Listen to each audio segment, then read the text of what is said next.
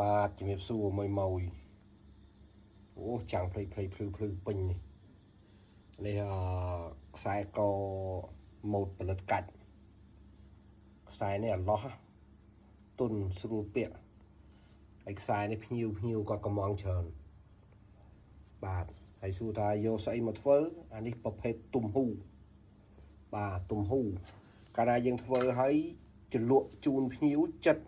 ឲ្យស្អាតជូនទៅភ្ញៀវណាហ្នឹងហើយនេះចលក់រួចហើយនិយាយទៅសម្អាតរួចហើយយកទៅដល់ពាក់ប្រើប្រាស់តែហ្មងពួកខ្សែនេះប្រើកងសងខាងមិញដូចថតនឹងដាក់បានទូអង្គ